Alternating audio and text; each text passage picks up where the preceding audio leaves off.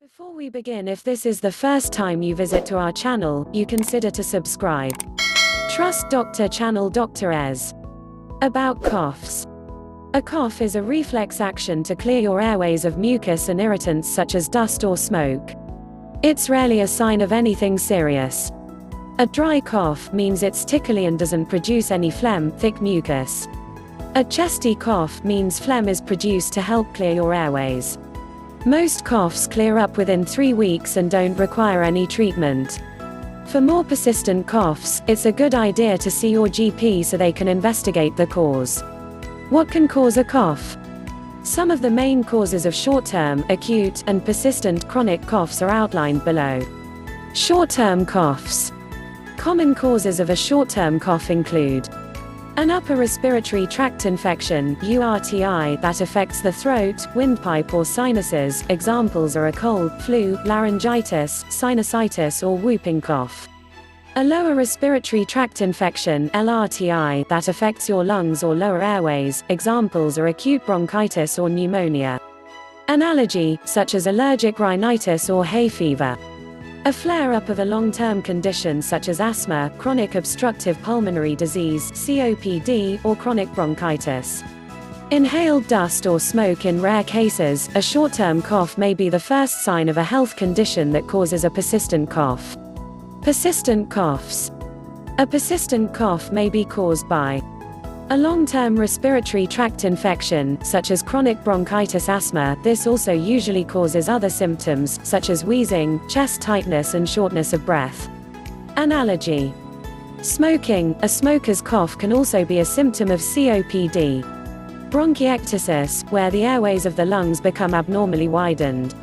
Postnasal drip, mucus dripping down the throat from the back of the nose, caused by a condition such as rhinitis or sinusitis. Gastroesophageal reflux disease, GORD, where the throat becomes irritated by leaking stomach acid. A prescribed medicine, such as an angiotensin-converting enzyme inhibitor, ACE inhibitor, which is used to treat high blood pressure and cardiovascular disease.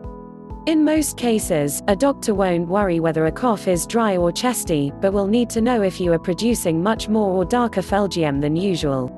Rarely, a persistent cough can be a symptom of a more serious condition, such as lung cancer, heart failure, a pulmonary embolism, blood clot on the lung, or tuberculosis. Coughs in children. Coughs in children often have similar causes to those mentioned above. For example, respiratory tract infections, asthma and GORD can all affect children.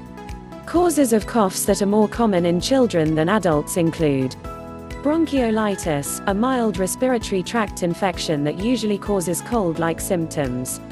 Croup, this causes a distinctive barking cough and a harsh sound known as stridor when the child breathes in. Whooping cough, look out for symptoms such as intense, hacking bouts of coughing, vomiting, and a whoop sound with each sharp intake of breath after coughing. Occasionally, a persistent cough in a child can be a sign of a serious long-term condition, such as cystic fibrosis. When to see your GP. There's usually no need to see your GP if you or your child have a cough for a week or two. However, you should seek medical advice if you've had a cough for more than 3 weeks. Your cough is particularly severe. You cough up blood or experience shortness of breath, breathing difficulties or chest pain. You have any other worrying symptoms, such as unexplained weight loss, a persistent change in your voice, or lumps or swellings in your neck. If your GP is unsure what's causing your cough, they may refer you to a hospital specialist for an assessment. They may also request some tests, such as a chest X-ray, allergy tests, breathing tests, and an analysis of a sample of your phlegm to check for infection. What treatments are available? Treatment isn't always necessary for short-term coughs because it's likely to be a viral infection that will get better on its own within a few weeks. You can look after yourself at home by resting, drinking plenty of fluids, and taking painkillers such as paracetamol or ibuprofen. Cough medicines and remedies. Although some people find them helpful, medicines that claim to suppress your cough or stop you bringing up phlegm are not usually recommended. This is because there's little evidence to suggest they're any better than simple home remedies, and they're not suitable for everyone. The Medicines and Healthcare Products Regulatory Agency (MHRA) recommends that over-the-counter cough and cold medicines shouldn't be given to children under the age of 6. Children aged 6 to 12 should only use them on the advice of a doctor or pharmacist. A homemade remedy containing honey and lemon is likely to be just as useful and safer to take. Honey shouldn't be given to babies under the age of 1 because of the risk of infant botulism. Treating the underlying cause. If your cough has a specific cause, treating this may help. For example, asthma can be treated with inhaled steroids to reduce inflammation in your airways. Allergies can be treated by avoiding things you're allergic to and taking antihistamines to dampen down your allergic reactions.